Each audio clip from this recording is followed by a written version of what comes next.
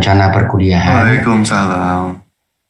Baik, jadi yang pertama saya tampilkan rencana perkuliahan.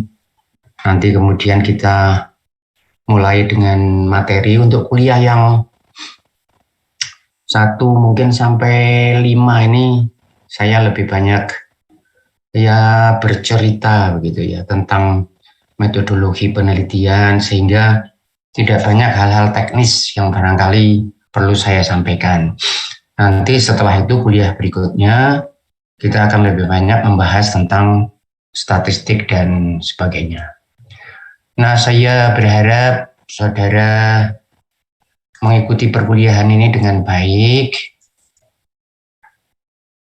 Kalau ada yang kurang jelas, saudara boleh tanyakan sebebas-bebasnya gitu ya.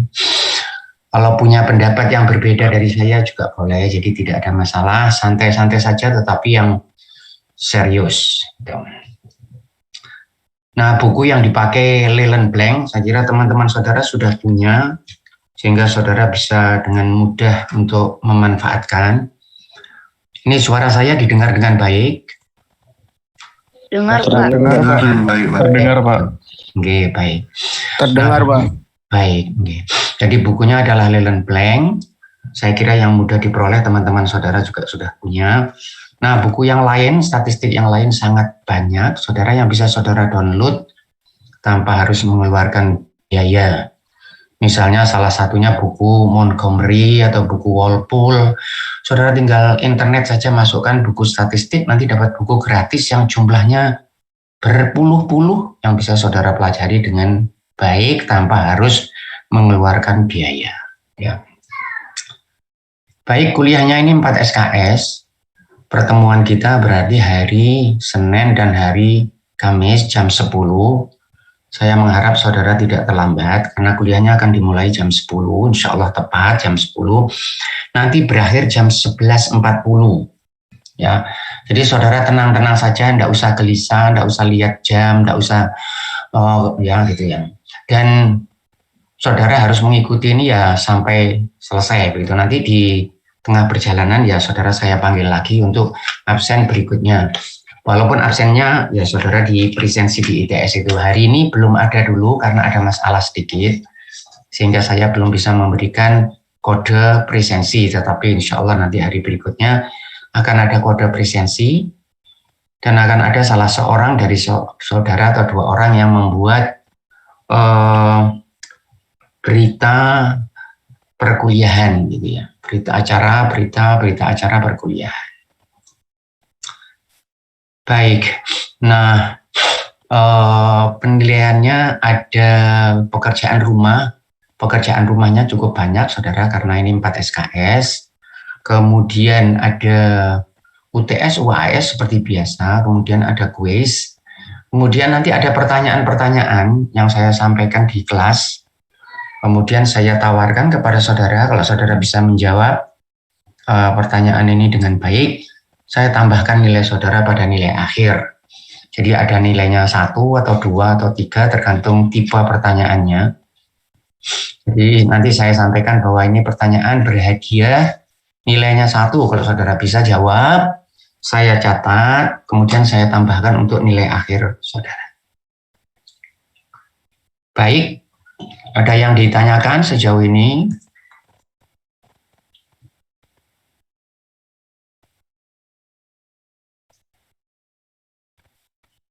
Cukup jelas, Pak. Cukup jelas, baik. Nah, saya tampilkan saudara untuk rencana perkuliahan. Saudara ikuti santai-santai saja gitu ya. Saudara ikuti santai-santai saja.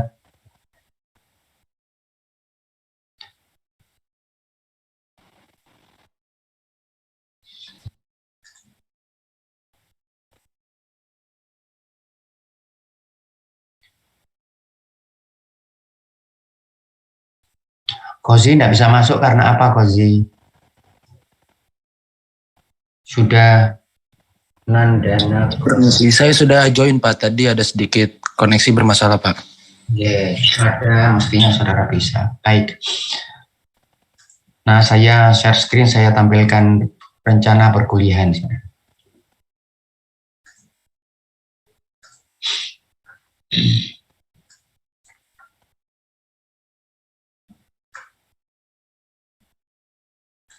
Nah, saudara sudah melihat materinya ini? Sudah, Pak. Sudah ya. Jadi saya cepat-cepat saja, saudara, karena ini ya sudahlah, pokoknya kita punya materi. Nah, ini kuliah untuk yang pertama sampai kedua, ketiga, keempat, kelima, sampai kelima ini saudara akan banyak cerita-cerita saja. Tetapi saya berharap saudara bisa mengikuti dengan baik, karena ini adalah yang mendasari tentang perencanaan eksperimen atau tentang saudara membuat penelitian. Bahkan lebih jauh lagi, saudara, lebih jauh lagi, ini akan mendasari cara saudara berpikir yang lebih baik. Sehingga harapan saya, ambisi saya ini, bahwa nanti pada akhir kuliah ini, saudara tidak hanya mendapatkan cara membuat eksperimen yang baik atau berpikir lebih statistikal gitu, tetapi bisa secara umum bisa berpikir lebih baik. Ya. Dan ketika saudara bisa berpikir lebih baik itu harganya mahal. Karena biasanya pengetahuan-pengetahuan yang sifatnya spesifik itu kadang-kadang ketika saudara bekerja belum tentu dipakai. Tetapi cara berpikir yang baik, nah itu dimanapun saudara berada pasti bisa dipakai dengan baik gitu ya. Jadi ini rencana kuliah perencanaan eksperimen yang pertama kali pengenalan tentang perencanaan eksperimen. Nanti ada beberapa cerita-cerita yang sedikit filosofis mungkin ya, filosofi ilmu pengetahuan dan sebagainya. Jadi nanti kalau bahasanya agak sedikit melip, saudara tidak usah gelisah, tenang-tenang saja ya. Jadi tidak ada masalah walaupun bahasanya tampak sedikit melip, karena tujuan saya juga ingin mengajak saudara untuk ya sedikit lebih berbahasa yang lebih baik gitu ya, paham istilah-istilah yang lebih baik. Sehingga ketika nanti saudara berada di masyarakat atau di pekerjaan, saudara sudah pernah terpapar dengan istilah-istilah seperti itu, sehingga tidak jadi masalah. Ya. Jadi ini pengenalan tentang pembahasan tentang konsep pengendalian variabel. Ini mungkin satu kali kuliah nanti, teori, empirisisme, rasionalisme, metodologi ilmu pengetahuan, dan seterusnya. Saya tidak akan mendetail ini, saudara ya, nanti terlalu lama. Kemudian kuliah yang kedua adalah analisis pernyataan hipotesis. Ini bisa overlap. Jadi kalau saudara punya eksperimen atau melakukan penelitian, bagaimana saudara membuat hipotesis yang baik dan mengambil kesimpulan, analisis, dan sebagainya. Nah, kemudian ini untuk berikutnya ada contoh hasil penelitian nanti yang akan kita bahas bersama. Perhatikan di dalam kuliah ini akan banyak pertanyaan, saudara. Setiap orang dari saudara akan saya beri pertanyaan. Dan kalau saudara saya tanya, saudara seyogianya menjawab ya. Rafif, kalau ditanya jawab Rafif. Siapa?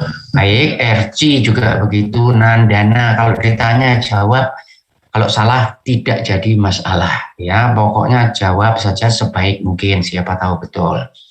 Jadi kalau salah tidak ada masalah gitu ya. Kalau saudara tidak paham, saudara tanya, pokoknya kalau ditanya jawab, berusaha untuk jawab sebaik mungkin. Iya, Pak. Baik, kemudian ada penalaran induksi dalam ilmu pengetahuan berbagai jenis terus. Kemudian nanti ada statistik ini, saudara.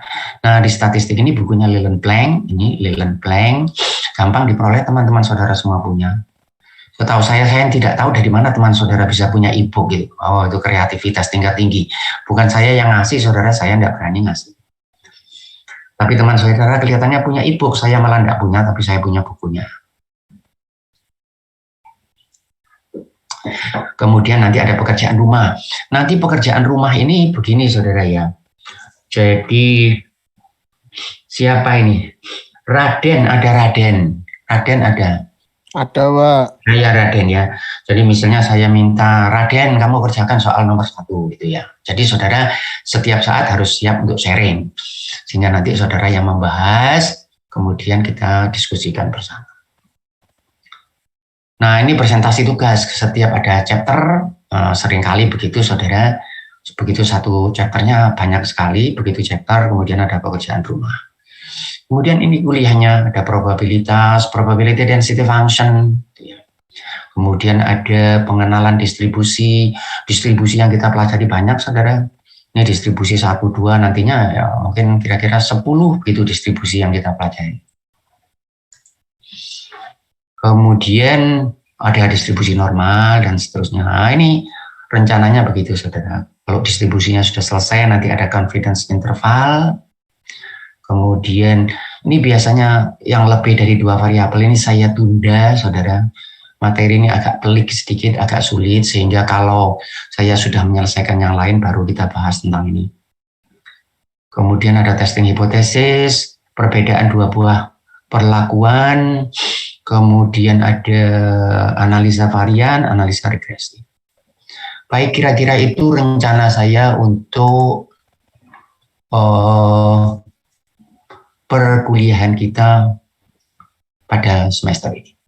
Nah, rencana perkuliahannya itu berarti kita 16 kali pertemuan, saudara. 16 kali pertemuan, yang 2 kali untuk UTS UAS, sehingga ada 14 kali pertemuan, 2 kali, berarti pertemuan kita insya Allah 28 kali. Ya. Jadi saudara siap-siap saja, belajar yang baik. Nah, nilainya bagaimana? Nilai itu lebih banyak ditentukan saudara. Ini dalam masa pandemi ini saya agak sedih sedikit. Gimana sedihnya itu bahwa UTS dan UAS itu kelihatannya di kelas banyak yang sama jawabannya. Nah, yang menarik untuk jawaban yang salah, misalnya 3 tambah 5 jadi 9. Semua sekelas juga 9, saudara, nggak pakai mikir sama sekali. Nah, kalau saudara betul dan betulnya sama, saya tidak tahu. Tapi kalau saudara salah, tapi salahnya, sehingga harapan saya, sudahlah kerjakan saja sendiri dengan baik. Saudara pelajari sendiri dengan baik. Nah, harus yakin dengan dirinya sendiri, sehingga dengan demikian bisa menyerap materi dengan lebih baik daripada menggantungkan hidup saudara kepada teman atau kepada orang yang lain. Baik, ada yang ditanyakan, silakan.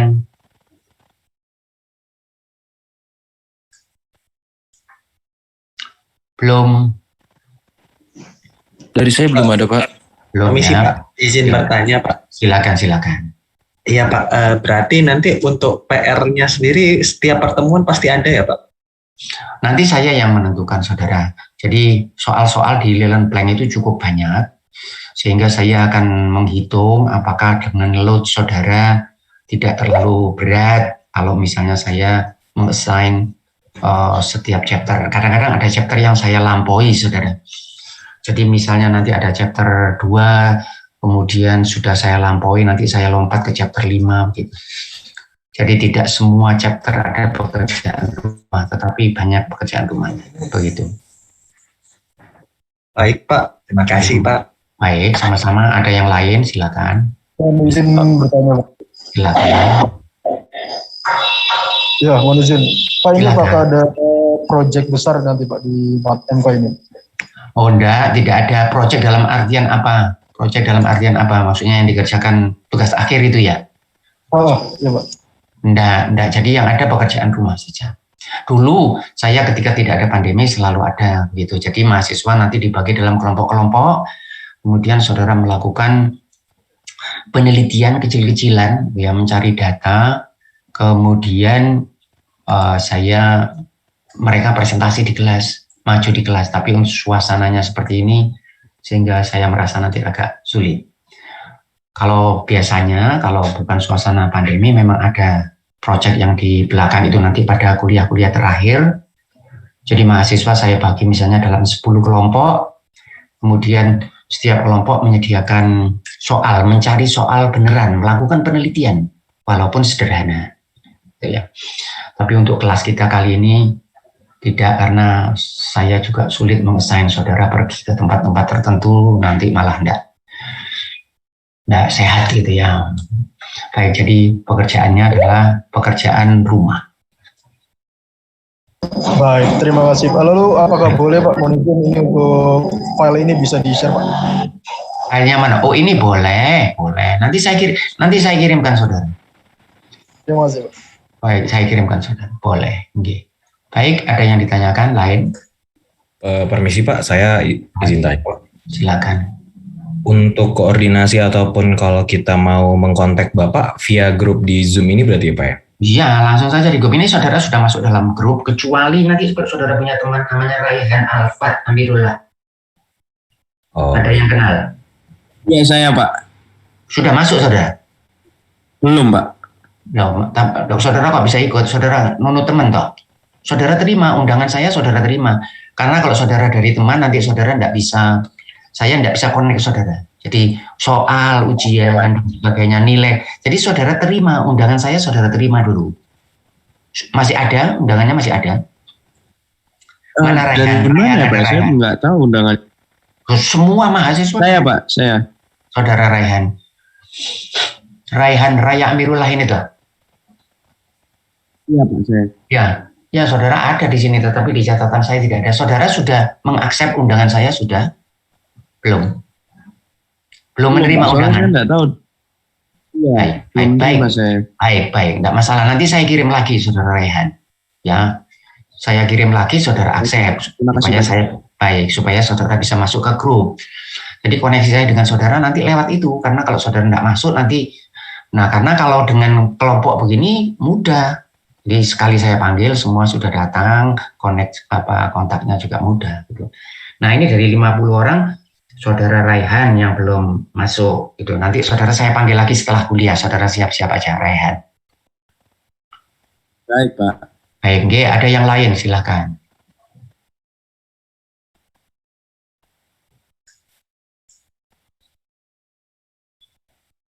Edgar, ada Edgar. Ada Pak. Ada Adi Ada, Pak. Wijaksana, ada Adi. Ada Pak. Ginting, ada Ginting. Ada Pak. Oh ya, mau Hilmi. tanya juga Pak. Tuh silakan. Eh, Siapa tadi yang mau tanya? maaf potong Pak. Untuk Ini. Lilian Blank itu, iya Pak. Untuk Lilian Blank itu bukunya, judul bukunya apa ya Pak? Nanti saya lirik dulu sini sebentar. Statistical sebentar. Teman-teman saudara dulu sebentar. Oke Pak. Ya, statistical procedure for engineering. Oke Pak, baik. Makasih Pak. Statistical procedure for engineering and ada di belakangnya gitu. Pengarangnya adalah Leland Blank.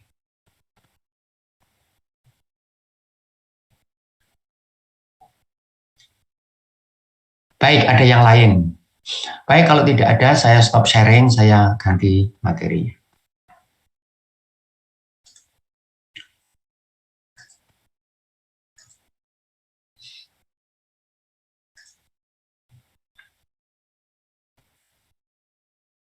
Saudara sudah melihat materinya ini? Sudah Pak. Sudah Pak. Saya, baik. Ya, ini cuman pointer saja, saudara.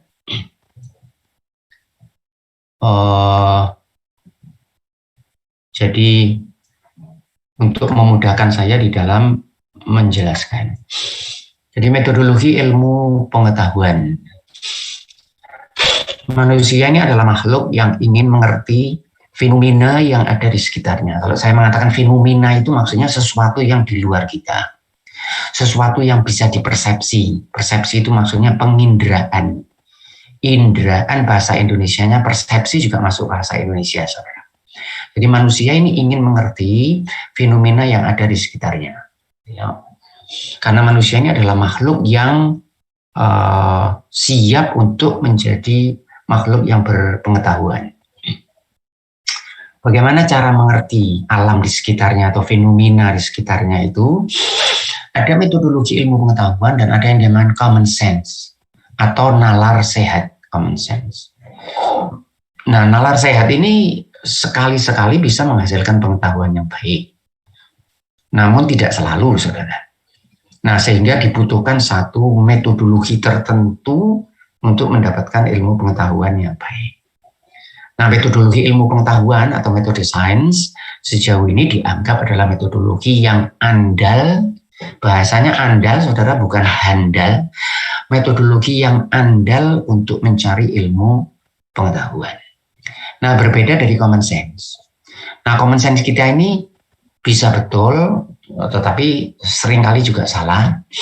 Jadi misalnya saja kalau dikatakan bahwa bumi kita ini bulat, nah common sense kita pastinya menolak. Karena sejauh pengetahuan kita melihat bumi kita ini ya tidak bulat. Ya. Kalau di malam hari saudara kebetulan melihat bintang dan saudara ditanya apakah saudara melihat bintang, saudara jelas saudara mengatakan bahwa saya melihat bintang, tetapi mungkin bintang yang saudara lihat itu tidak lagi di sana. Karena menurut ilmu pengetahuan, bintang yang kita lihat pada malam hari itu sinarnya sudah dipancarkan sekian tahun cahaya yang lalu, yang barangkali bintangnya sekarang sudah tidak ada, hanya berkas cahayanya saja sebagai foton-foton yang menerpa retina kita, kemudian kita melihat cahaya. Nah, sehingga mendasarkan pengetahuan kita pada common sense tidak bisa digunakan untuk mendapatkan pengetahuan yang baik. Nah, maka di dalam pengetahuan metodologi ilmu pengetahuan ini ada langkah-langkah. Langkahnya ini adalah yang dinamakan melakukan observasi, membuat hipotesis. Ini dulu bahasanya hipotesa, saudara, sekarang bahasanya hipotesis. Walaupun saya secara pribadi tidak senang perubahan itu, tetapi sudahlah. Karena sebetulnya sudah dikenal dulu sejak lama ya, orang bilangnya hipotesa, analisa begitu. Sekarang harus dibilang hipotesis, kemudian verifikasi. Nah, sehingga metodologi ilmu pengetahuan ini seringkali dinamakan observatio hipotetiko verifikatif. Ya.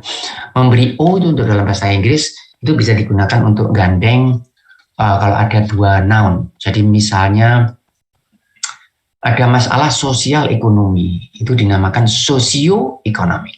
Gitu ya, sosioekonomi. Politiko sosioekonomi. Itu masalah yang terkait dengan politik, sosial, dan ekonomi. Jadi langkah yang pertama ini adalah observasi, kemudian membuat hipotesis, kemudian verifikasi. Nah, kemudian ada langkah pengendalian variabel dan selanjutnya nanti kita akan lihat. Jadi misalnya saya ingin melakukan satu penelitian, saya berawal dari melakukan observasi.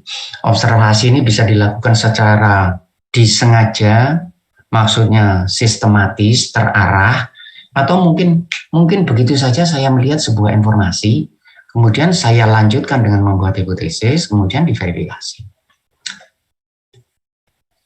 Jadi pada belakangan ini misalnya saya sering melihat, umpamanya saja, ada sekolah-sekolah tertentu itu yang siswanya ini sering tawuran. Ya. Kemudian saudara ingin mencari kenapa ya kok di sekolah-sekolah itu seringkali tawuran. Kemudian saudara menengarai ada satu keunikan atau karakteristik tertentu. Jadi sekolah-sekolah yang sering tawuran itu seringkali sekolah-sekolah. Ini contoh saja, jangan ditanggapi berlebihan. Contoh saja, misalnya sekolah-sekolah yang ada di kampung, sekolah-sekolah kecil, sekolah-sekolah yang tidak terkenal, sekolah-sekolah yang siswanya itu berasal dari tingkat ekonomi yang rendah, misalnya begitu. Kemudian saudara membuat hipotesis. Apa hipotesisnya? Hipotesisnya mengatakan bahwa fenomena tawuran ini terjadi karena tingkat kehidupan ekonomi yang kurang baik. Gitu. Nah, kemudian saudara melakukan verifikasi. Bagaimana melakukan verifikasinya ini? Melakukan verifikasinya ini saudara cek apa memang betul. Saudara pergi ke tempat lain di sebuah kampung, ternyata di situ ada sekolah, dan siswanya itu bukan berasal dari yang tingkat ekonomi tinggi, ternyata tidak ada tawuran. Nah, verifikasi saudara mengatakan kalau begitu hipotesis saudara ini tidak betul. Nah, saudara ganti hipotesisnya. Mungkin bukan masalah itu, tetapi masalahnya mungkin jumlah siswa di dalam kelas yang terlalu banyak.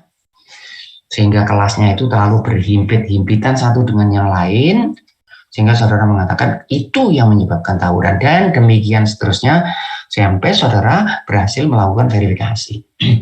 Apabila apa yang saudara amati, hipotesis yang saudara amati itu ternyata bisa terbukti dan saudara bisa melakukan verifikasi, maka kemudian saudara bisa melakukan membuat sebagai suatu temuan bahwa kejadian tawuran itu diakibatkan oleh ini.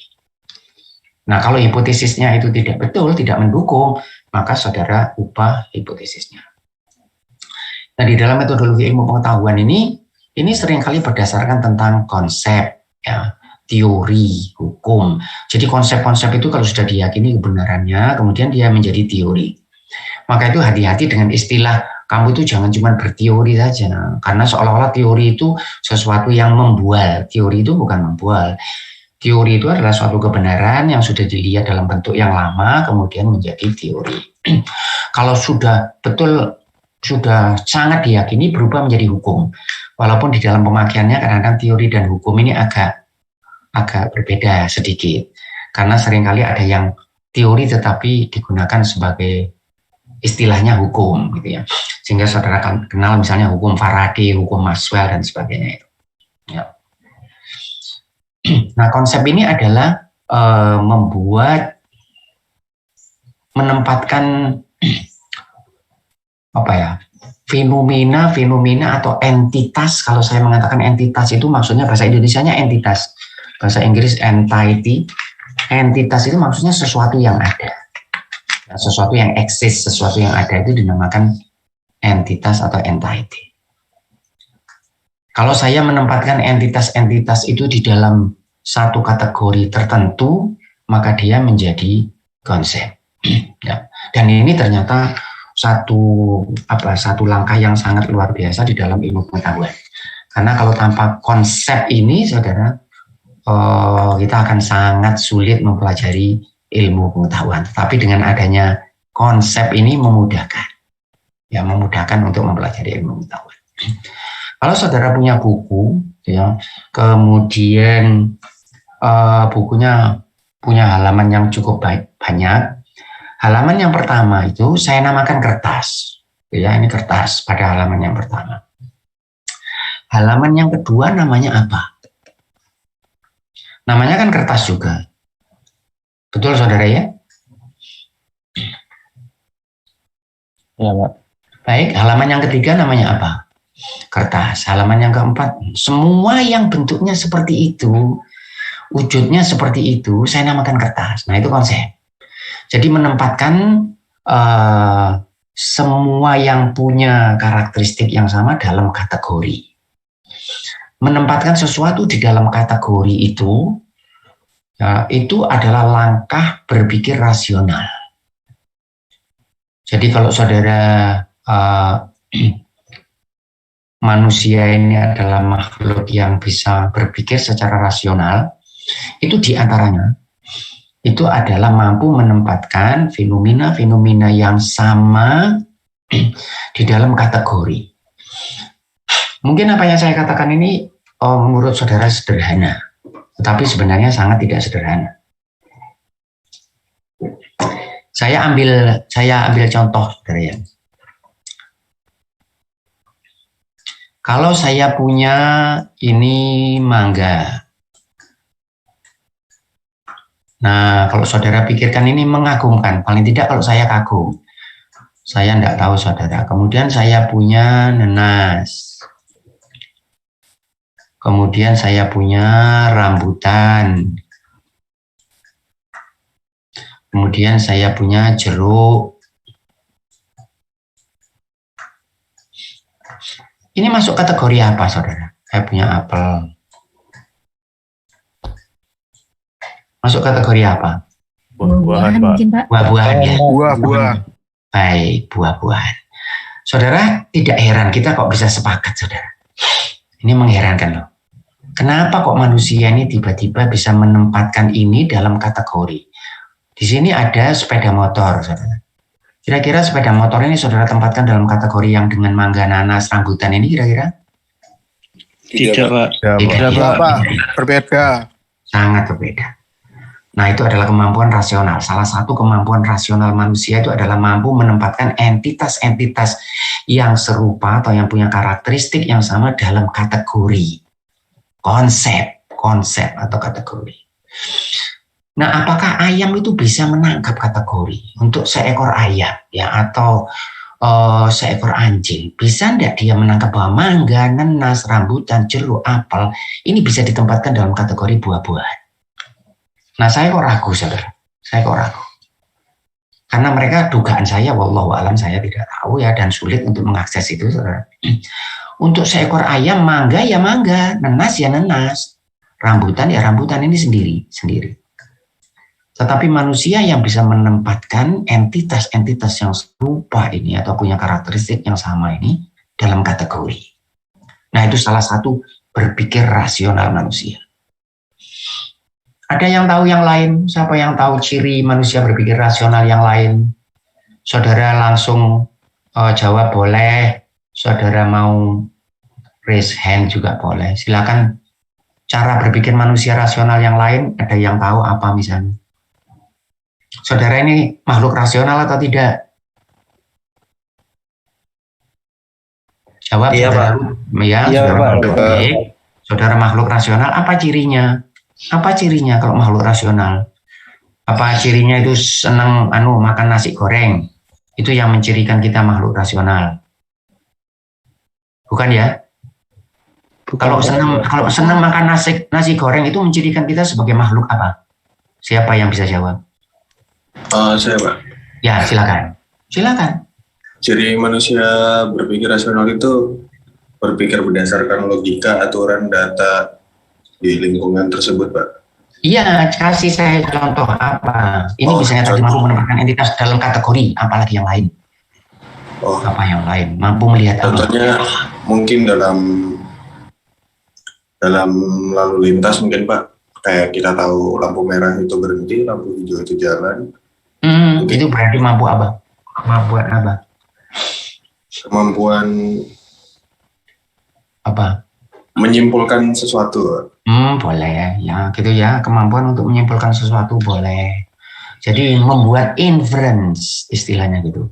Saya tuliskan, tadi sudah saya katakan saudara akan banyak istilah-istilah, saudara tidak usah grogi dengan istilah. Justru yang saya harapkan saudara nanti kalau selesai kuliah, saudara paham istilah-istilah begini. Karena nanti ketika saudara berada di luar, di industri atau di institusi yang lain, nanti saudara akan bertemu dengan macam-macam manusia yang kadang-kadang saudara akan digertak oleh manusia-manusia itu dengan menggunakan istilah. Ya, saudara jangan kalah gertak. Saudara lebih ahli dari mereka, gitu ya. Sehingga istilah-istilah itu mesti dipahami. Ini yang namanya membuat inferensial. Ya, jadi berdasarkan pengamatan yang terbatas, saya mengambil kesimpulan atau membuat generalisasi, gitu ya. Saudara misalnya Abi Surya, ada Abi Surya. Hadir, Pak. Abi Surya tangannya pernah kena air panas, pernah. Pak. Pernah. Kalau ada air yang mendidih, Abi Surya berani tidak masukkan tangannya ke air? Tidak, Pak. Tidak, karena apa? Karena saya tahu bagaimana rasanya kena air panas, Pak. Baik, dari mana saudara tahu? Karena sebelumnya sudah punya experience kena air panas dan tangan melepuh. Baik, tetapi itu kan yang dulu, kan air panas yang dulu, kan bukan air panas yang ini. Kan mungkin air panas yang ini kan berbeda. Itu dulu saudara pernah ada air mendidih, kemudian tangan saudara melepuh, itu dulu. Ini sekarang ada air mendidih. Kenapa kok saudara bisa mengambil kesimpulan bahwa air yang mendidih ini akan membuat tangan saudara melepuh? Itu kan dulu. Yang ini kan mungkin saja berbeda. Karena apa? Nah, itulah saudara. Salah satu kemungkinan rasional. Saudara sudah membuat generalisasi atau membuat inferensi. Atau mungkin saudara bisa mengatakan membuat induksi. Apa itu generalisasi itu? Berdasarkan pengamatan yang terbatas, pengamatannya mungkin cuma 1 kali, 2 kali, 3 kali, kemudian saudara mengambil kesimpulan, ilmu pengetahuan selalu begitu, saudara. Apa kesimpulannya? Bahwa ketika air mendidih, itu akan menimbulkan rasa sakit kalau tangan saudara dimasukkan ke dalamnya. Nah, itu cara berpikir manusia rasional. Nah, termasuk, yang siapa? Mas Ayu, ada Mas Ayu? Ada, Pak. Mas Ayu, kalau saya punya T1 sini Mas Ayu ya. Saudara lihat ya, kemudian di sini 3 Mas Ayu. Di sini 5 Mas Ayu. Kira-kira di sini apa Mas Ayu? 7, Pak. Baik, ini cara berpikir manusia. Mampu menangkap pola atau istilahnya pattern recognition. Pattern recognition. Mampu menengarai pola. Ya. 1, 3, 5, ya di sini 7. Ini ayam nggak bisa, ini saudara. Jauh dari ini. Ya. Sehingga kemampuan manusia rasional itu diantaranya mampu membuat konsep seperti ini tadi, mampu melihat hukum sebab akibat, itu cuma manusia rasional. Mampu membuat silogisme, gitu ya. Pernah dengar saudara istilah silogisme? Pernah, Pak. Pernah? Ada yang bisa jelaskan apa itu silogisme?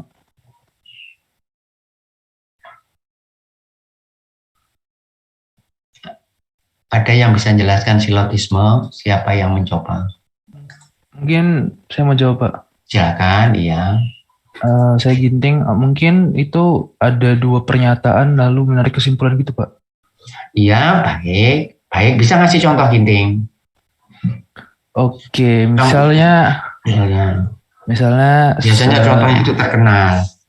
ya, mungkin Ya, semua manusia itu ya manusia itu mati ya meninggal ya bisa, Pak. Oke. Terus ya Ali misalnya adalah seorang manusia. ya ada maksudnya, jadi Ali pasti mati gitu, Pak. Ya, baik. Itu bentuk cara berpikir rasional. Salah satunya berpikir silogistik atau membuat silogisme. Ya. Nah, termasuk diantaranya adalah ini, saudara, membuat konsep ini. Kemudian ada, silakan kalau ada yang ditanyakan silakan. Bebas-bebas saja. Silakan kalau saudara punya pendapat yang lain juga boleh. Jadi kita Permisi, Pak. diskusi saja, silakan. Saya ingin bertanya terkait tentang empirisme dan rasionalisme ya, Pak. Kalau saudara Wajdi, kalau saudara mau sabar, kita tunda saja. Gimana nanti kalau sudah sampai di sini silakan. Oh, boleh Pak, boleh. Ya, jadi saya urut ini ya. Nanti kemudian kalau sampai di sini saya ingat saudara Wajdi yang ingin bertanya ya. Iya, Pak. Mohon maaf saya ya, supaya enggak. Ya. Cahyani punya pertanyaan, Cahyani. Iya, Pak. Ini saudara saya cari-cari. Cahyani, kemana Cahyani ini saya cari-cari. Iya, belum dapat kemarin, Pak. Belum dapat undangannya. Silakan. Oke, Pak, saya izin bertanya ya, Pak. Silakan. Ini terkait yang langkah observasi, hipotesis, sama verifikasi, Pak. Baik. Nah, kan observasi saya tadi coba cari-cari kan artinya mengamati, terus juga meninjau dan lain sebagainya. Observasi ini kan bisa observasi langsung ataupun tidak langsung kan, Pak. Langsung kan berarti terjun langsung, misalnya kayak gitu. Misalnya lingkupnya itu adalah lingkup kecil, Pak, bisa terjun langsung. Nah, apakah kalau misalnya lingkupnya kecil dan akhirnya bisa terjun langsung, apakah langkah observasi ini bisa digabung dengan verifikasi ya, Pak? Dan akhirnya nggak ada hipotesis gitu, itu bisa nggak ya, Pak? Soalnya kan udah terlanjur sekaligus nyempung gitu ya, Pak. Kenapa nggak sekalian verifikasi gitu, Pak? Makasih, Pak. Baik. Jadi ini tadi mirip pertanyaan ini, empirisis dan rasionalis itu di sini. Jadi observasi ini nanti ke empirisisme ini melihat. Ya, saya mengindra, saya melakukan persepsi, saya melihat. Tetapi ketika saudara melihat, itu saudara tidak, karena yang dilihat itu cuma data mentah. Maka itu seringkali saudara mendengar ada istilah fakta berbicara. Pernah dengar itu ya? Fakta berbicara. Pernah dengar istilah begitu ya? Pernah, Pak. Iya, Pak. Pernah, Pak. Fakta berbicara. Percayalah tidak ada fakta berbicara, saudara. Fakta itu ya fakta, begitu aja tidak berbicara. Yang berbicara itu cuma manusia. Jadi ketika saudara katakanlah, misalnya tadi Mbak Cahyani datang katakanlah ke sekolah, masuk ke teknik mesin. Kemudian saudara kan melihat fakta di sini kan banyak, observasinya kan banyak. Ada berapa data yang bisa saya observasi di teknik mesin, saudara? Ada berapa data? Ada berapa data yang bisa saya observasi kalau saya datang ke teknik mesin? Ada berapa? Ada banyak, Pak. Sangat banyak, tak terhingga data, ya kan? Tak terhingga data. Iya. Oh, saudara ngambil saja salah satu daun, kemudian saudara gigit, kemudian rasanya pahit, itu ya data, semua kan data. Tetapi kenapa saudara kok milih data yang itu? Nah, ini saya dipandu oleh hipotesis. Ya, saudara datang ke TKP, ini tempat pembunuhan adalah TKP datang. Kemudian saudara datang ke sini, polisi datang ke sini. Nah di sini ada jual orang, ada ya warung di sini jual nasi goreng. Apa dia perlu datanya nasi goreng? Ini juga data ini. Tetapi enggak. Kenapa dia kok datang ke sini? Itu dia dipandu dengan hipotesis. Sehingga hipotesis ini akan memandu kita melakukan observasi. Observasinya itu tidak sekedar lihat begitu saja semua diobservasi, semua enggak. Observasinya ini terarah. Maka itu butuh hipotesis. Nah, saudara ingin menjelaskan sesuatu. Artinya ketika saya melakukan observasi itu saya bukan cuma mau lihat. Saya ingin menjelaskan sesuatu. Saya ingin mendapatkan kaitan mungkin antara Y sebagai fungsi X. Gitu. Sehingga itu saya butuh hipotesis. Sehingga tidak bisa dipisahkan ini. Nah, hipotesis saudara ini benar atau tidaknya inilah yang dilakukan dengan verifikasi. Jadi verifikasi ini Cahyani bukan untuk membetulkan observasi. Observasinya ini sudah pasti betul. Kalau tidak betul ya betulkan. Artinya kalau saudara melihatnya kurang jeli, ya betulkan. Tapi verifikasi untuk melihat apakah hipotesis saudara ini bisa dipertahankan. Jadi saya mengatakan bahwa anak tawuran di SMP itu karena ekonomi yang rendah, apakah itu benar? Itu yang ingin diverifikasi. Hipotesisnya ini. Baik, sudah terjawab itu Cahyani. Oke, baik Pak, terima kasih banyak. Sama-sama ya. Silakan ada yang lain, silakan. Fauzan, silakan Fauzan. Ya Pak, izin bertanya. Tadi kan Silakan. Bapak sudah menjelaskan contoh-contoh rasionalisme yang dimiliki oleh manusia. Nah, kemudian saya boleh nggak Pak menyimpulkan bahwa rasionalitas tanpa metode saintifik adalah common sense, gitu Pak? Apakah itu sudah benar Pak? Saudara bisa mengatakan begitu bahwa manusia ini pada prinsipnya ya rasional ya. Artinya dia memang makhluk rasional. Berbeda dari makhluk yang lain. Tetapi rasionalitasnya ini harus diarahkan ya, harus diarahkan. Kita sehari-hari ya sudah berpikir rasional pasti. Nah, untuk mendapatkan ilmu pengetahuan yang baik, maka langkahnya yang seperti ini, terutama langkah yang digunakan di dalam metodologi sains atau ilmu pengetahuan, yang sejauh ini sudah berhasil dengan baik. Ketika saudara melakukan common sense, dengan sendirinya saudara juga mencoba untuk berpikir rasional, karena common sense kita ini ya tidak ngawur sama sekali kan. Tetapi kadang common sense kita itu salah, gitu ya. Jadi saudara kalau ini ada pohon gitu ya, kemudian pohonnya pohonnya kemudian bergerak-gerak begitu daunnya, kemudian saudara mengatakan, nah karena pohon ini bergerak maka timbul angin gitu. Padahal sebetulnya kan bukan seperti itu saudara. Justru angin yang bergerak ini yang menyebabkan daun-daun pohon itu bergerak gitu. Nah supaya tidak salah, maka kita melakukan langkah ilmu pengetahuan ini. Saudara punya saudara ini ada air es begini, kemudian ada sedotan di sini. Kemudian saudara sedot dan airnya masuk ke dalam mulut saudara. Itu penjelasannya bagaimana? Penjelasannya bagaimana? Kalau menurut kita kan air itu kita sedot gitu ya. Betul saudara? Iya Pak. Common sense kita kan mengatakan air itu kita sedot masuk ke mulut kita.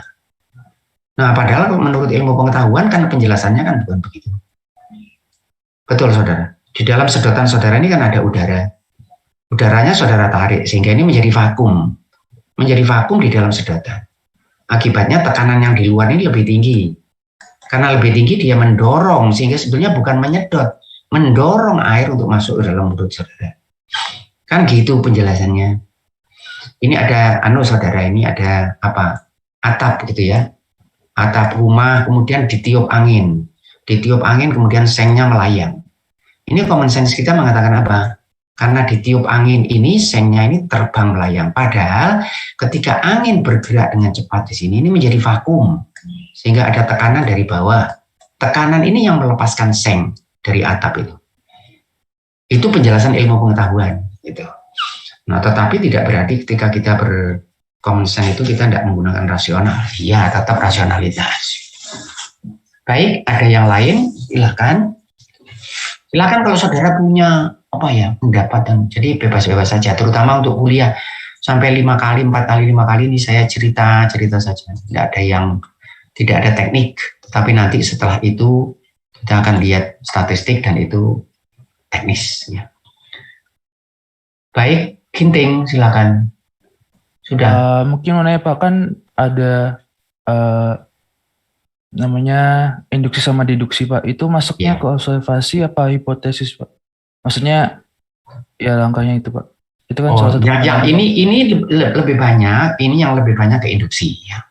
Yang observasi, hipotesis, verifikasi ini induksi. Walaupun induksi itu dalam ilmu pengetahuan seringkali dipertanyakan. Saudara. Karena apa? Karena walaupun saudara sudah melihat satu fenomena itu berjalan secara acak sejuta kali, tidak berarti yang ke sejuta satu juga sama. Tidak ada jaminan gitu secara filosofis ya. Tetapi ilmu pengetahuan sudah bergerak itu. Kalau gagak itu bagaimana warnanya, saudara? Hitam ya? Apa gagak selalu hitam? Tidak juga. Ada gagak putih, saudara. Tidak selalu hitam. Nah itu yang tetapi ilmu pengetahuan sudah jalan dengan induksi itu. Maka itu ada orang yang mengatakan, filosof yang mengatakan bahwa kita tidak berhak, termasuk tidak berhak untuk mencari hukum sebab akibat. Saya beri contoh ya. Ini ada api di sini, saudara. Ini ada api. Kemudian ini ada air. Kalau saudara jerang air ini, saudara jerang ketel atau ceret ini, saudara jerang, nanti airnya akan mendidih. Gitu ya? Betul, saudara ya? Betul Pak. Betul. Kayak kesimpulan saudara apa? Air yang dipanaskan Kan mendidih. Mendidih. Atau air mendidih karena, saudara bilang begini, karena dipanaskan. Nah ini secara filosofis ditanya, mana karenanya ini mana di sini? Saudara lihat ada karena di fenomena ini. Yang saudara lihat apa saudara? Ada api, ya ada api, ada air, ada mendidih. Saudara tidak melihat karena ini, tidak melihat. Mana ada karena di fenomena ini? Ada karena? Nggak ada. Yang saudara lihat ada api, kemudian ada air, kemudian air mendidih. Kemudian ada asosiasi, ada sequence, ada urutan. Air mendidih setelah dia dipanasi. Tetapi ketika saudara mengatakan bahwa air mendidih karena dipanasi, ini ada yang menanyakan mana karena. Nah ya karena ini di pikiran kita. Karena ini bukan di dunia empirik ini. Karena inilah kita berpikir rasional, mencari hukum sebab akibat. Ini karena ini. Ada bola ditendang, saudara, ini bola ditendang, kemudian dia melanting. Kemudian saudara mengatakan bola melanting karena ditendang. Tetapi dalam fenomena ini saudara tidak melihat karena. Nah sehingga kalau dari deduksi atau induksi, ilmu pengetahuan, deduksi adalah cara mencari ilmu pengetahuan yang paling betul. Karena apa?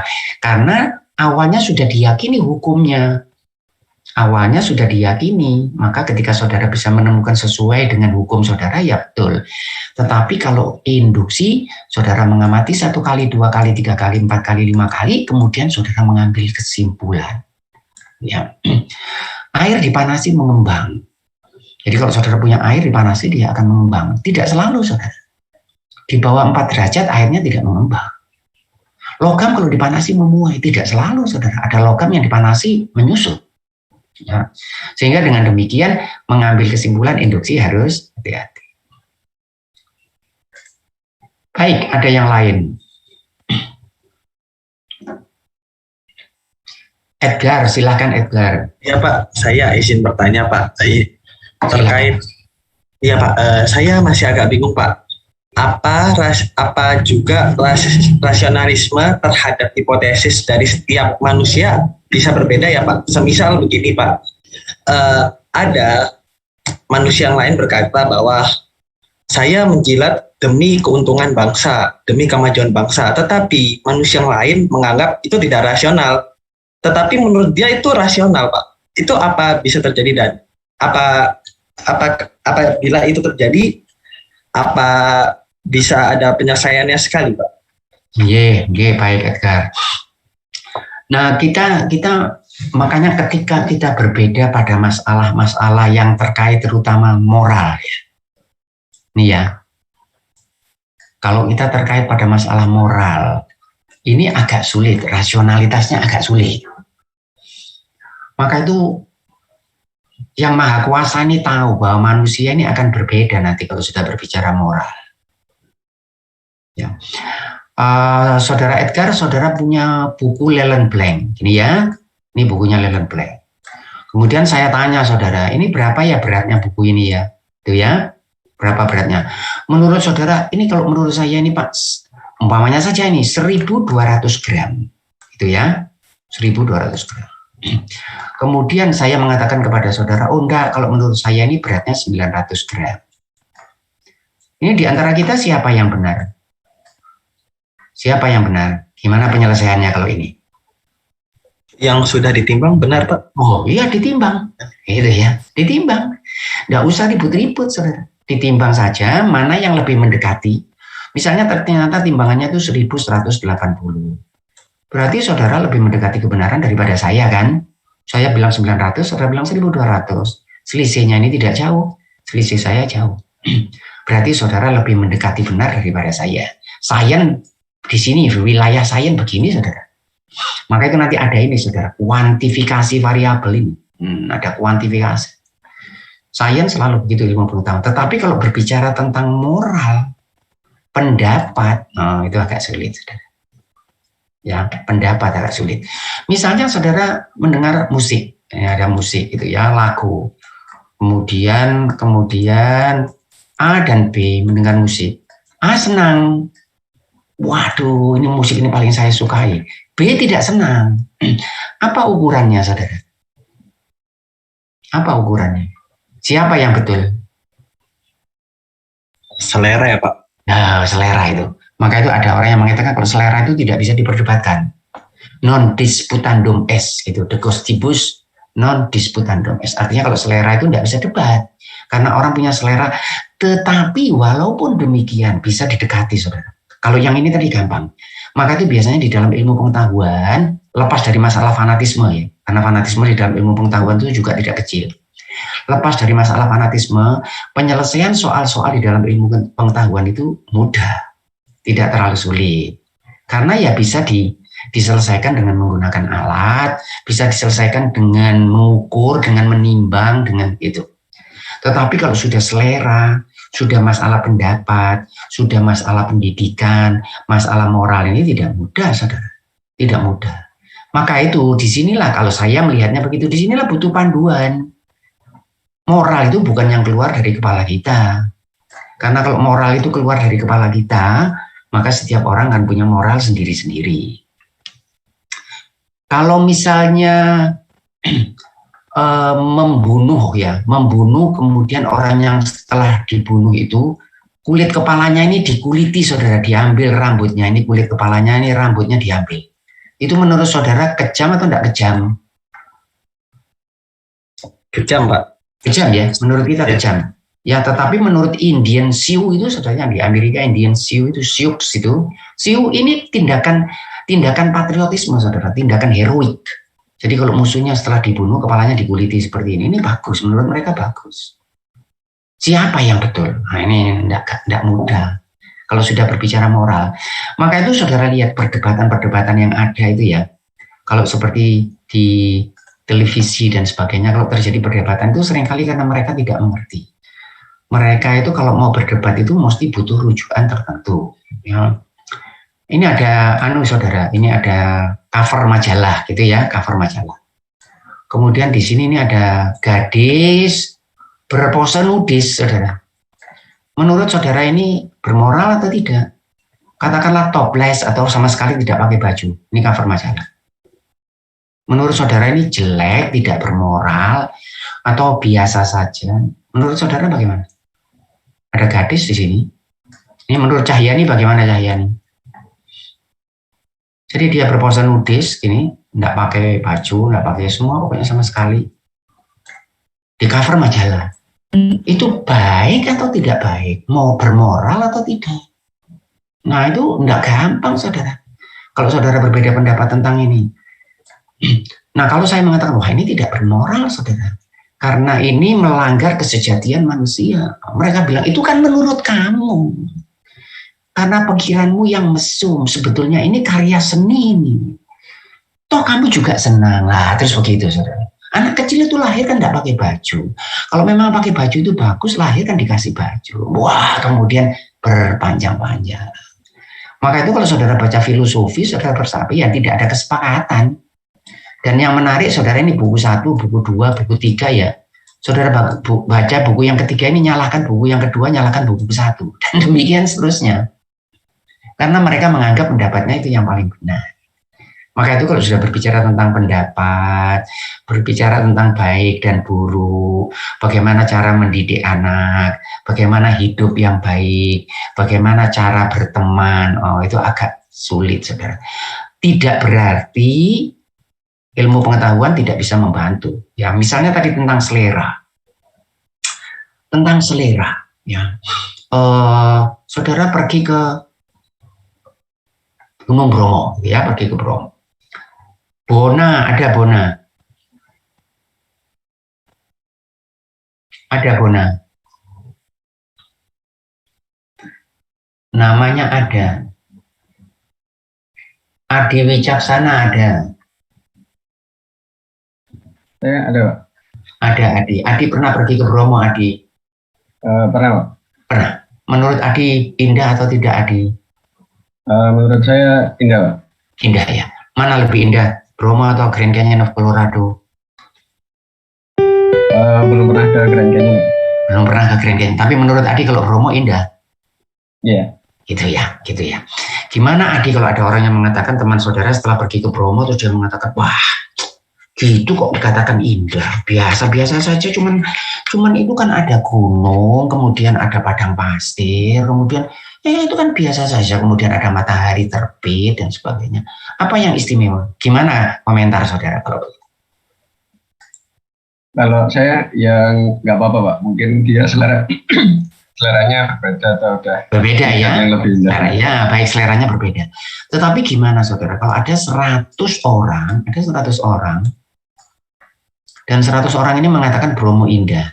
Kemudian ada 1 orang mengatakan Bromo ini kurang indah. Gimana menurut saudara? Agak aneh. Kayaknya agak aneh. Agak aneh atau bagaimana? iya, Pak, kayak orang yang satu itu agak aneh. Agak aneh sedikit ya. Ya, maka itu agak aneh saudara. Jadi kalau misalnya orang bilang ya selera kita kan berbeda-beda, ya benar. Ya benar. Tetapi kalau 100 orang bilang indah, kemudian cuma saudara yang bilang tidak indah, hati-hati, jangan selera Anda ini yang indah, gitu. Ya, itu tidak selalu begitu loh, hati-hati loh, tidak selalu begitu loh. Jadi ada musik tertentu yang disenangi orang se-Indonesia, saya tidak senang. Saya tidak senang sama sekali. Boleh saja, tetapi kita layak untuk mengecek kembali. Ya. Dan ketika kita bicara tentang keindahan dan sebagainya, ini agak sulit, saudara. Artinya ilmu pengetahuan atau metodologi seperti ini barangkali tidak apply dengan baik untuk keindahan, untuk karya seni, termasuk untuk kelakar dan sebagainya. Kelakar itu lucu karena apa, saudara? Oh, itu kalau saudara analisis, hilang, lucunya hilang. Karena dia jadi ilmu pengetahuan. Kelakar itu mesti spontan, mesti ada antagonisme di dalamnya, ada kontradiksi sedikit, tetapi tidak bisa dijelaskan sesuatu itu lucu karena ini.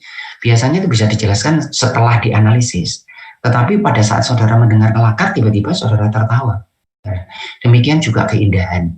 Jadi Bromo itu kalau misalnya indah itu bukan karena ada sinar matahari gitu ya, kemudian menerpa dinding-dinding gunung, membuat sudut sekian derajat, memantulkan. Oh, bukan, itu terlambat, saudara.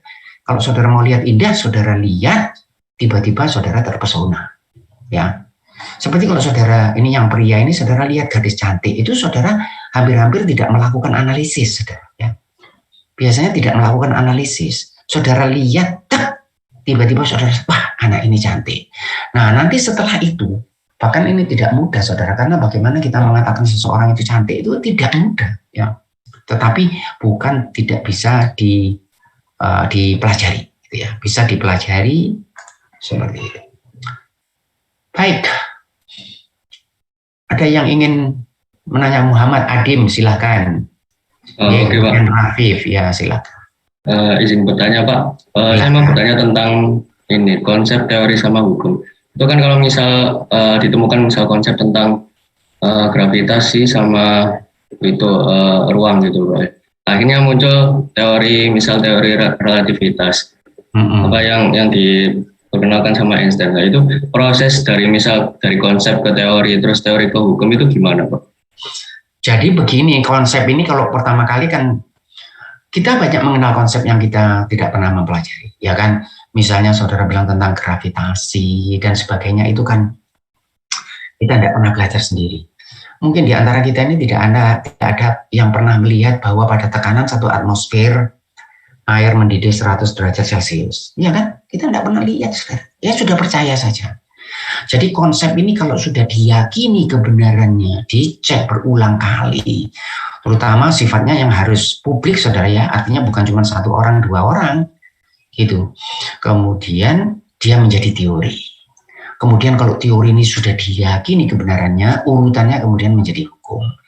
Walaupun kadang-kadang saudara ada mengatakan apa namanya teori relativitas gitu ya. Kemudian ada hukum gravitasi kan gitu ya. Padahal teori relativitas seperti saudara katakan itu derajatnya lebih tinggi dari hukum gravitasi. Artinya hukum gravitasi itu bagian dari teori relativitas. Tetapi tidak masalah, itu cuma istilah. Jadi ketika konsep itu sudah dibuktikan kebenarannya, dia menjadi teori, kemudian menjadi hukum. Tidak berarti kalau di dalam ilmu pengetahuan itu bedanya saudara, nanti mungkin saya singgung sedikit tentang kebenaran ilmu pengetahuan dengan kebenaran agama ya. Karena bedanya kalau di dalam ilmu pengetahuan konsep dan teori dan hukum ini bisa berubah saudara. Jadi pada suatu saat mungkin tidak berlaku yang dikatakan itu adalah itu cuman orang bilang mengatakan bound itu. Jadi seseorang menemukan ini, saudara, ini ada sesuatu yang ditemukan, tetapi sebenarnya ini cuma bagian dari ini. Nanti akan datang lagi, ini sebenarnya bukan ini bagian dari ini, gitu. Ya, jadi bisa di dalam ilmu pengetahuan seperti itu. Baik, Rafif, silakan Rafif. Ya, terima kasih. Mohon izin Pak bertanya. Silakan. Zaman modern ini kan kita banyak mengenal fenomena yang namanya kebenaran itu sekarang sudah berpaling alih. Di mana kebenaran yang zaman dulu dianggap suatu kebenaran yang hakiki atau benar, tapi sekarang dengan fakta yang terjadi, dengan mayoritas fakta yang terjadi itu justru kebalikan, dan karena mayoritas itu terjadi justru yang salah itu dianggap benar. Nah tentu kita sebagai umat beragama ya Pak, pasti kan tahu kebenaran hakiki dengan ada aturan-aturan agama. Nah itu bagaimana mengkorelasikan atau metode yang jitu untuk mengembalikan suatu fakta-fakta yang sudah terjadi tapi tidak benar, agar mindset dan mayoritas masyarakat itu dapat kembali dengan jalan yang benar, tapi dengan metode-metode yang proven secara akal, dan juga mungkin kalau kita bicara iman itu adalah hal yang oke. Mungkin nih Pak, terima kasih. Baik. Itu yang saya sampaikan tadi, bahwa ketika kita berbicara tentang sesuatu yang sifatnya bukan saintifik, ya, yang tidak mengikuti langkah-langkah seperti ini, kita itu butuh pedoman-pedoman tertentu. Ya. Karena kalau pedomannya ini pada akal, pada cara kita berpikir rasional, orang akan punya jawaban. Orang akan bisa menjelaskan. Maka itu ada seorang filosof yang saudara pasti sudah kenal, yang namanya Descartes, koordinat Kartesian. Saudara pasti semua mahasiswa tahu ini. Paham saudara ini koordinat Kartesian? Nah, ini orangnya kan namanya Descartes ini saudara. Nah ini kalau dalam bahasa Perancis bacanya Descartes. Nah, kita baca Descartes ini. René Descartes. Ini dia mengatakan tidak ada sesuatu yang tidak bisa digunakan untuk menjelaskan sesuatu yang lain. Kalau butuh penjelasan itu ada saja nanti penjelasannya. Jadi seperti saudara mengatakan tadi, kalau seseorang itu ingin justifikasi, rasionalisasi, jadi menghalalkan semua cara, dia pasti akan dapat jawaban. Nah maka itu awalnya itu kita mesti meyakini apakah kita ini punya rujukan. Terutama kalau tentang moral, seperti yang dikatakan Rafif tadi.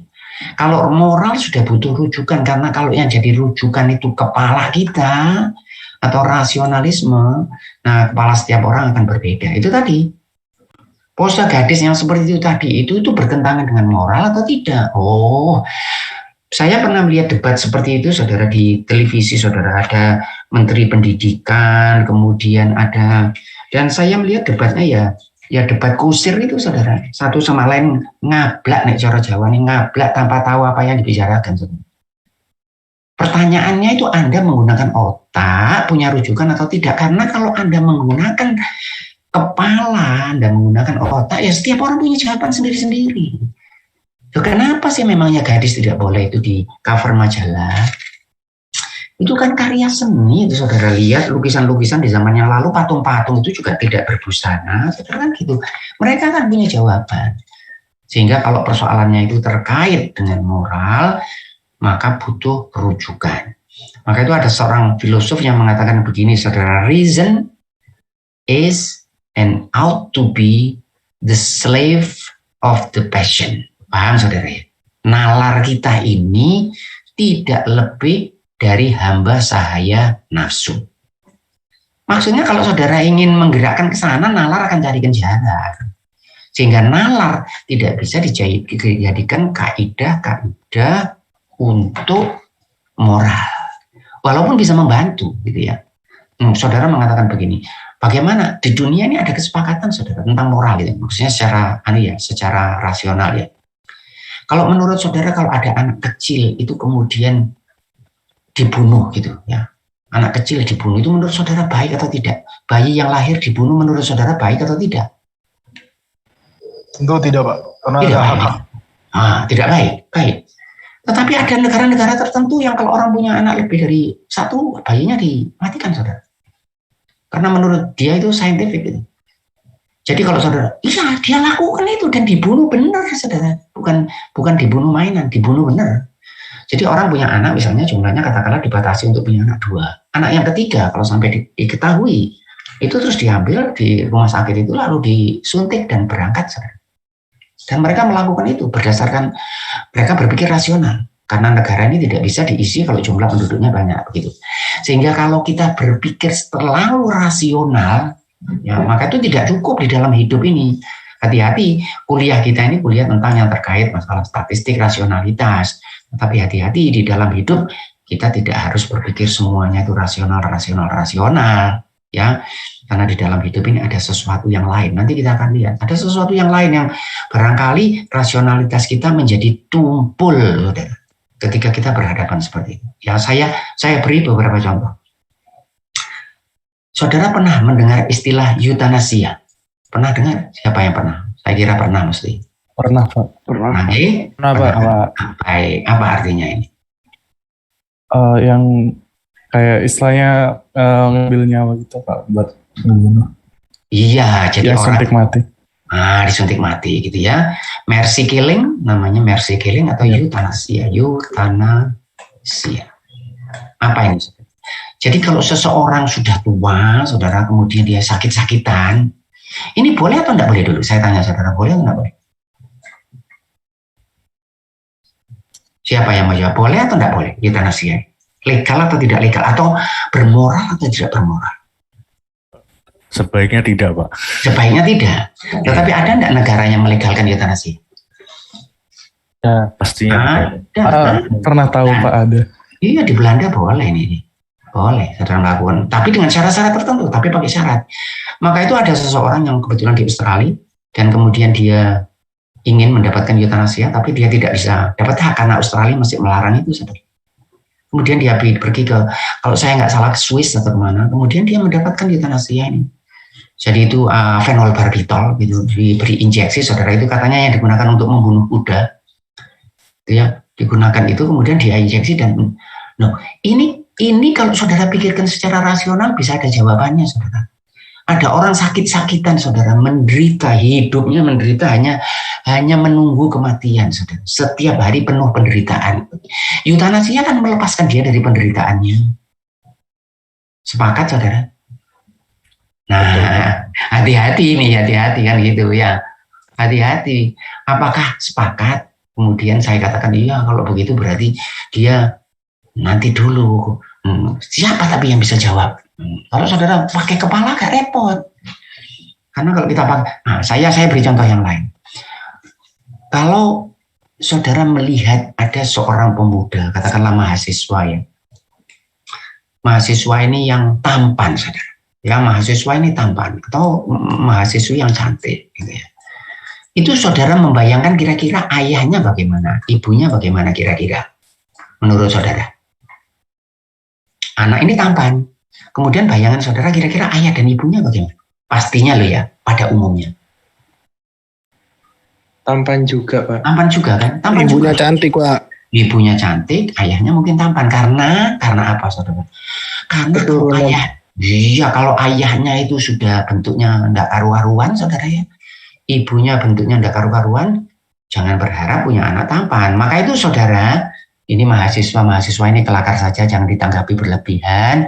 Kalau kamu tidak terlalu tampan, kamu cari istri yang cantik. Itu ya, untuk memperbaiki keturunan, supaya turunan kedua, derivat ketigamu membaik. Nek kon wis gak ganteng, kamu gak tampan, punya istri gak cantik, ya jangan berharap saudara.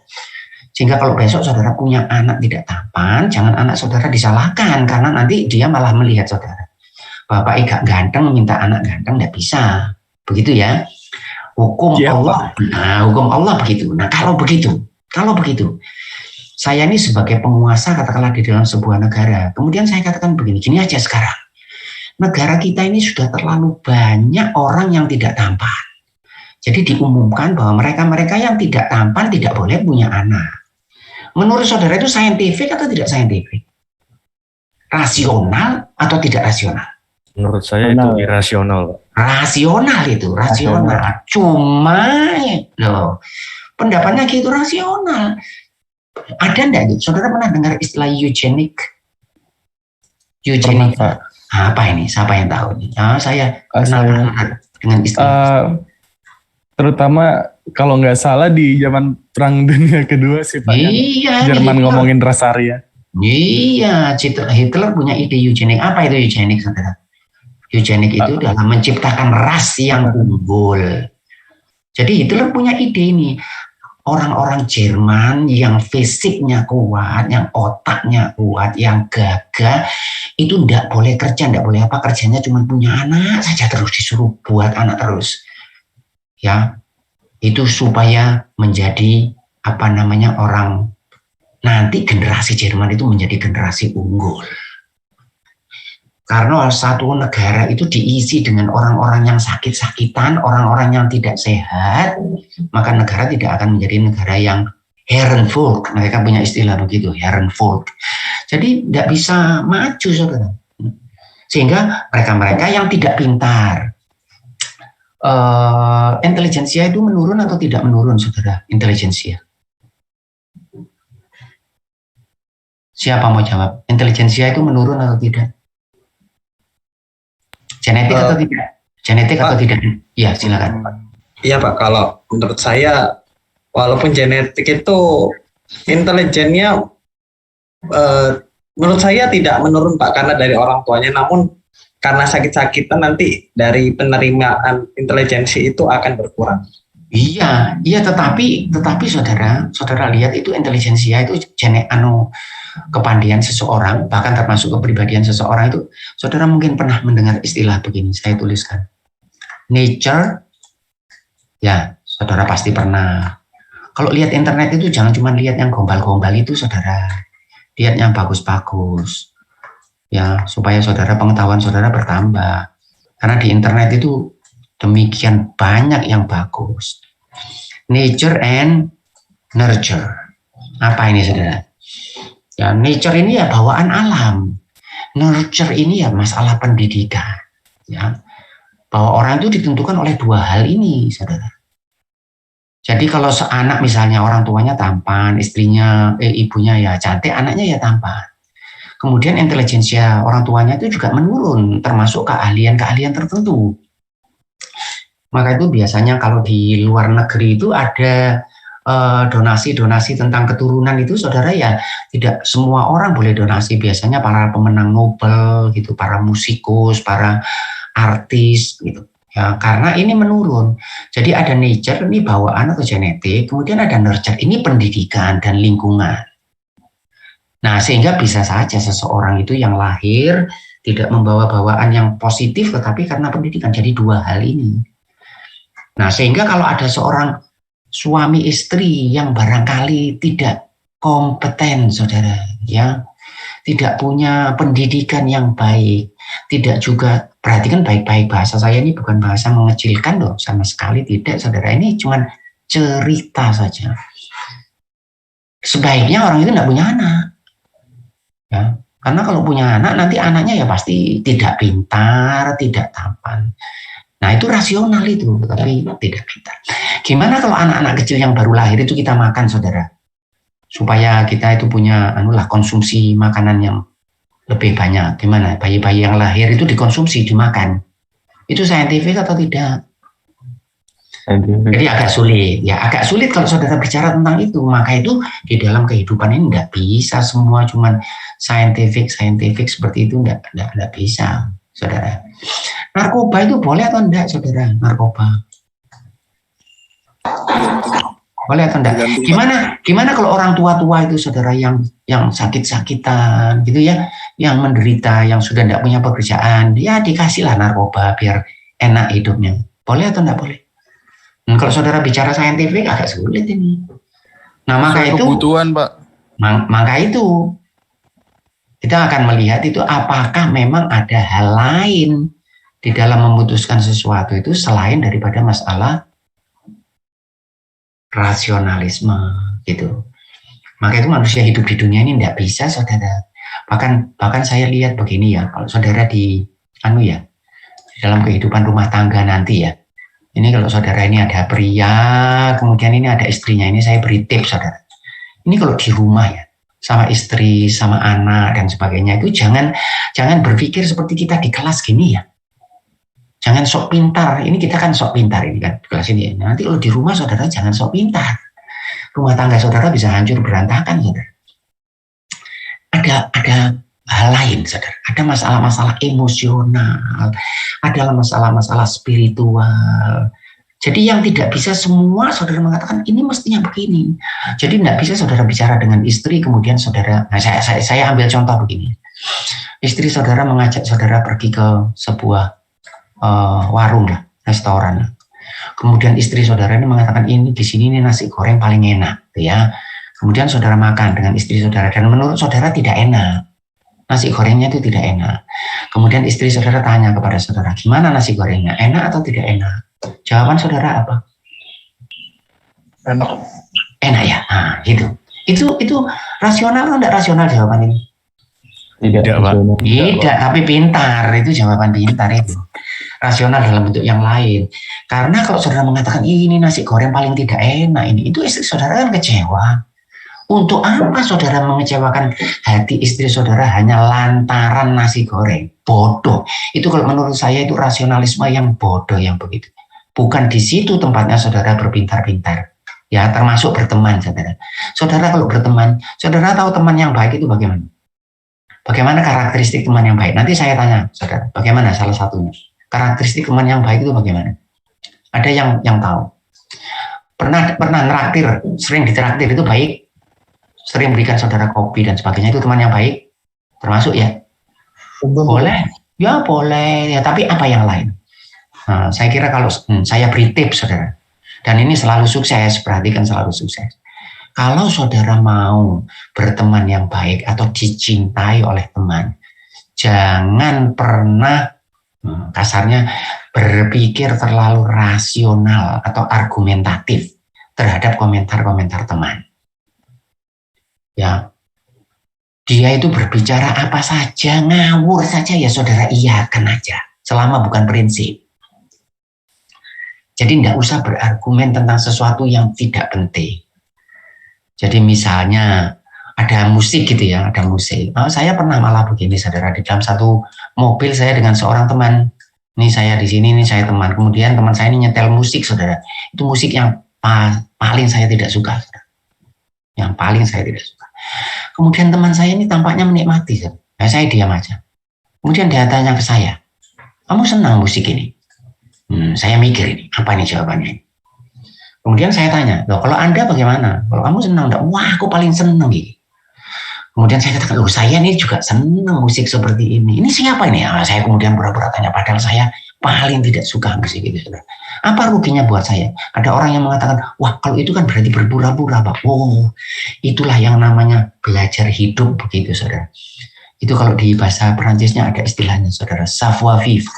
Savoir vivre ini maksudnya belajar mengerti tentang kehidupan. Begitu caranya, saudara. Nanti saudara di rumah, istri begitu, Cahyani begitu ya, dengan suaminya, Mas Ayu begitu dengan suaminya, gitu. Nggak usah pinter-pinteran kalau di rumah. Sama ibu juga begitu, ya. Brilian Naufal ada, Brilian.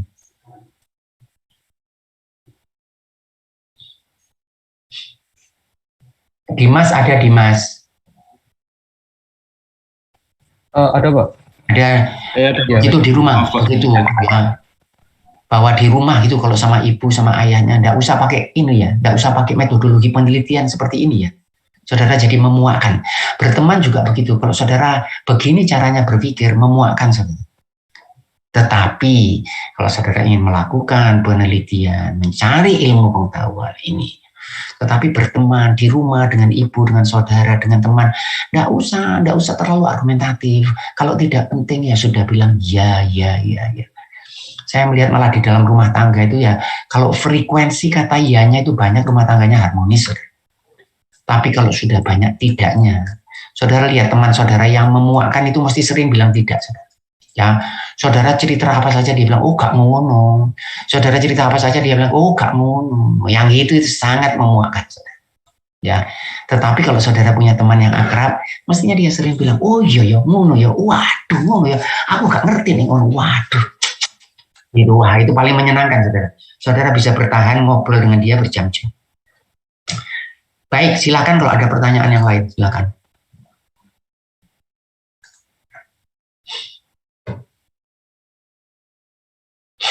Baik, ini langkah observasi hipotesis. Saudara masih mendengar suara saya dengan baik? Masih Pak. Masih Pak. Baik, saya lanjutkan dengan pengendalian variabel ini. Pengendalian variabel. Nah, di dalam penelitian ini variabel-variabel tidak dibiarkan bergerak sesuka hatinya, ya. Seringkali saudara lihat di dalam argumen-argumen itu seringkali kita berbeda pendapat karena kita tidak mengendalikan variabel dengan baik. Istilah-istilah misalnya tentang keadilan. Di tempat kita ini tidak ada keadilan. Kemudian saudara tanya apa sih maksudnya keadilan itu, biasanya orang tidak mengerti.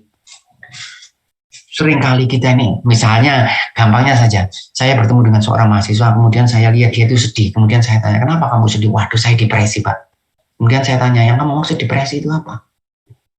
Waduh, kehidupan saya ini hancur. Yang kamu maksud dengan kehidupan hancur itu apa? Oh, itu biasanya dia tidak bisa, saudara. Ya, maka itu di dalam penelitian ini mesti jelas, variabel ini mesti jelas.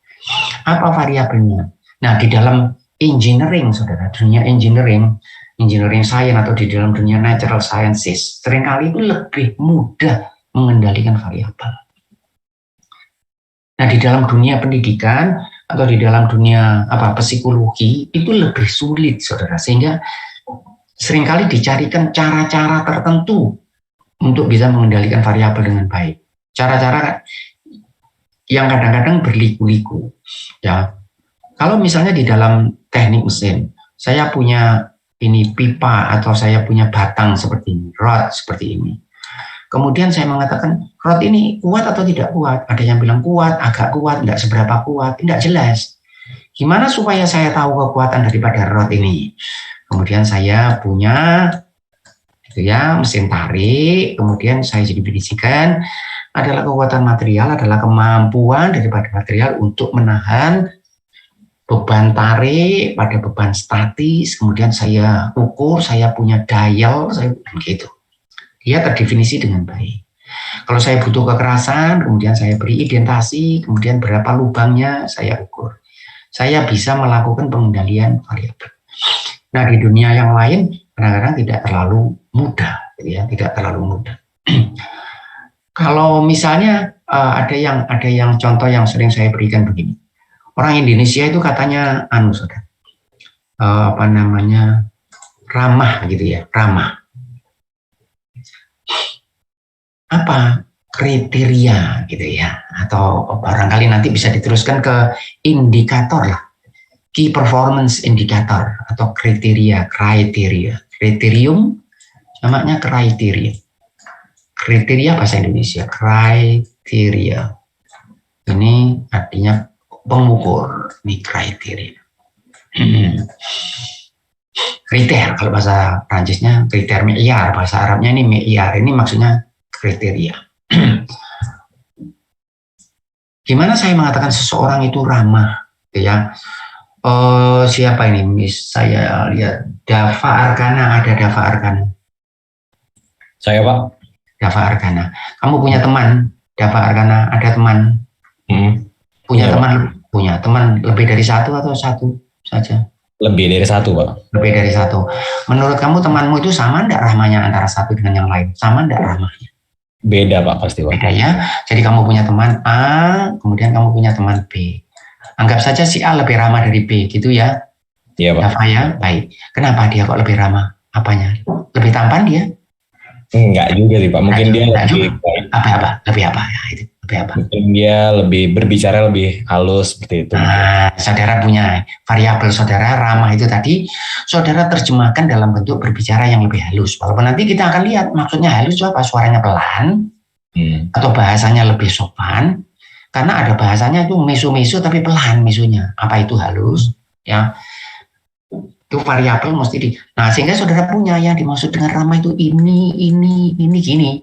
Nah, ini nanti didefinisi dengan baik. Bahkan nanti perlu diangkakan, saudara. Dikuantifikasi, ini maksud saya diangkakan. Karena kemajuan di dalam dunia engineering dan natural sciences ini itu adalah karena variabel-variabel ini bisa diangkakan. Maka itu ada apa namanya, kata-kata orang ahli, saudara, sesuatu yang tidak bisa, kalau kamu ingin mengukur sesuatu maka angkakan, gitu ya. Kalau tidak bisa maka angkakan, ya tetap begitu. Idenya itu pokoknya diangkakan.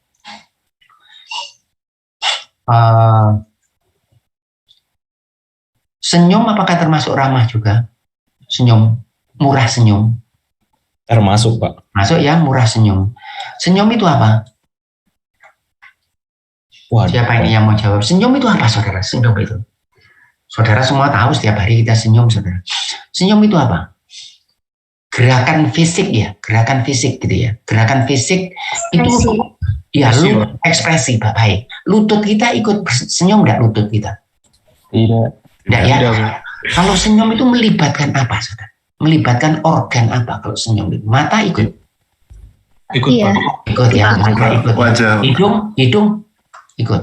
Ikut. Hidung ikut ya? Hidung ikut senyum ya? Hanya Boleh, bibir, Pak. Bibir. boleh. Agak susah sih, Pak. Oh, memang, makanya saya katakan berusaha ini agak susah. Bibir ikut ya pasti ya. Bibir gitu ya. Baik. Kalau saya batasi, katakanlah dari aspek ini saja. Bibir. Senyum yang lebih meriah itu lebih apa? Bibirnya lebih kecil atau lebih besar?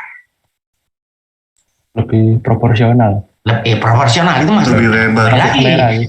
Kalau saudara mau proporsional, saudara mesti punya istilah apa yang dimaksud dengan proporsional. Orang itu kalau senyum itu, ini bibirnya saudara katakanlah segini. Kalau senyum itu bibirnya mengecil atau tertawa atau membesar. Melebar, Pak. Melebar ya, melebar. Istilahnya lebih baik, melebar. Kalau gitu, kalau saya ingin melihat senyum atau tertawa, itu saya melihat apa? Nah, mungkin saya lihat seberapa lebar ini. Mereka yang lebih lebar tertawanya ini, itu berarti lebih ramah. Bisa saya salah itu. Mungkin tidak ada kaitannya dengan itu. Karena ada yang senyum tetapi senyum serigala juga ada. Kan gitu, air mata buaya juga ada. Gitu ya. Kalau ini yang saya jadikan kriteria, sehingga sekarang saya mengatakan bahwa A dan B itu saya bandingkan. Kalau senyumnya seberapa lebar? Nah, lebar itu apa, saudara? Lebar itu besaran mutlak atau selisih? Atau besaran relatif? Lebar itu mutlak atau relatif? Relatif. Relatif ya, relatif. Baik, saudara menangkap maksud saya relatif. Karena ada orang-orang tertentu yang memang asalnya sudah lebar. Oh, ini penting, di dalam penelitian penting. Saudara harus tahu asalnya. Yang asalnya seberapa? Ini asalnya segini. Setelah senyum jadi segini. Itu. Tapi ada yang asalnya kecil. Ini saya ekstrimkan. Asalnya segini. Setelah senyum dia jadi segini. Nah, sehingga saya cari berapa tambahan lateral gitu bahasanya ya, ke arah lateral atau ke arah radial, mungkin lebih tepat lateral daripada tambahan senyum. Nah, ini yang harus dilakukan kalau saudara melakukan penelitian. Nah, saya punya mahasiswa dulu, saudara, yang kebetulan bekerja di perusahaan salon pas itu. Tahu saudara ya, salon pas itu? Tahu, Pak. Tahu ya, Koyo atau salon pas itu. Nah, kemudian dia presentasi, kemudian saya tanya, Anda ini kan mesti membuat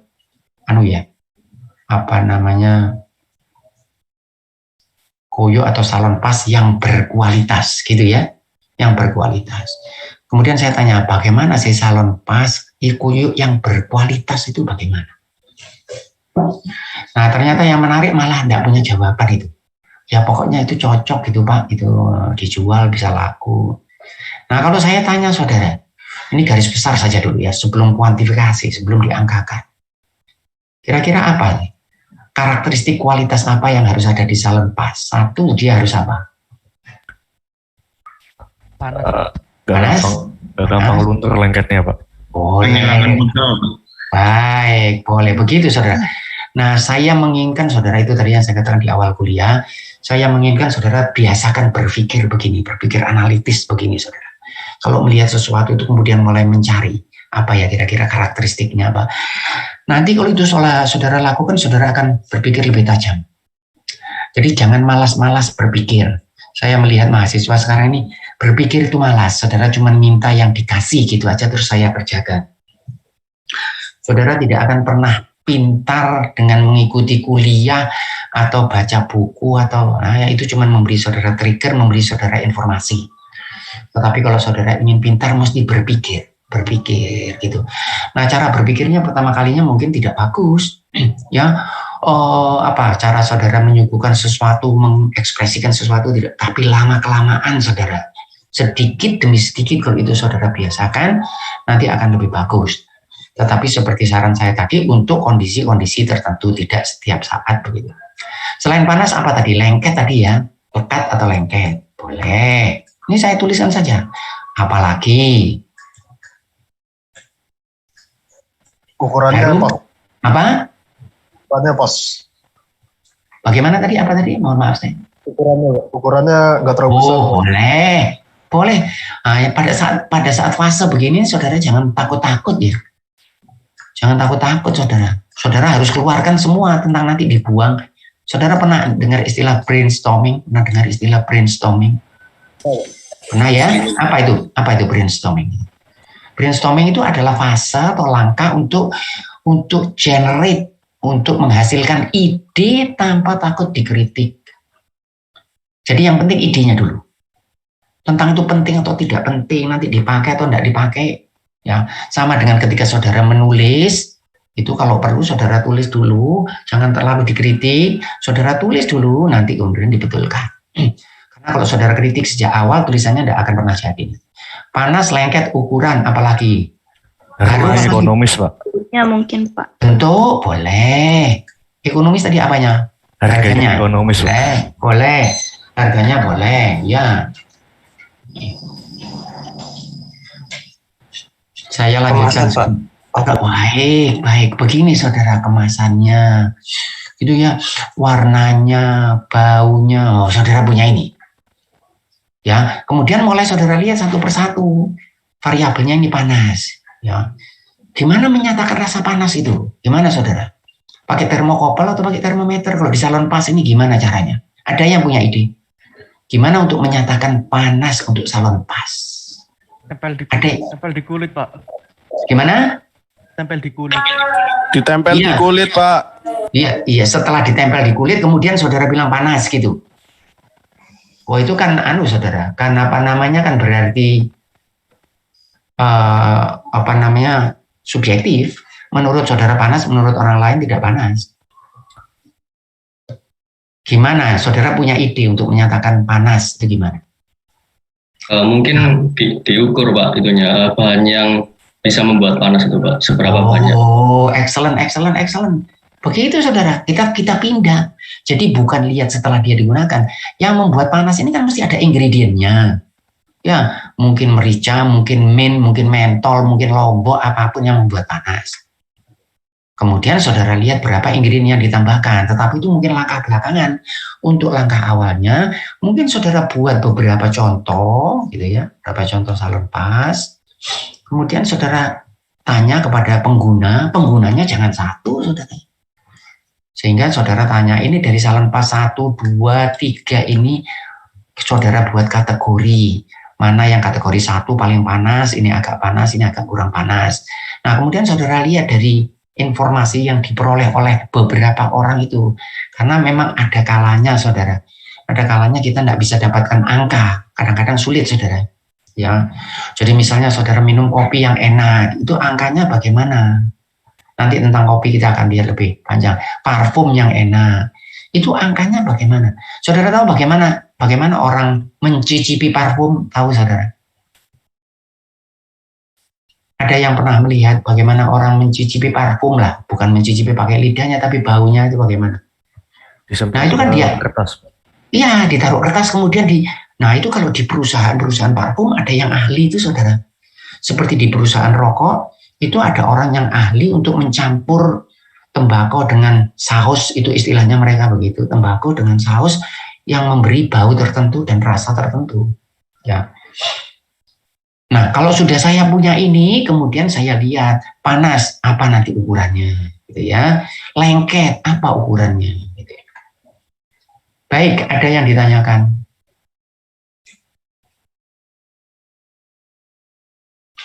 Baik, saya kira waktu kita sudah habis, kita sudah sampai jam 11.40.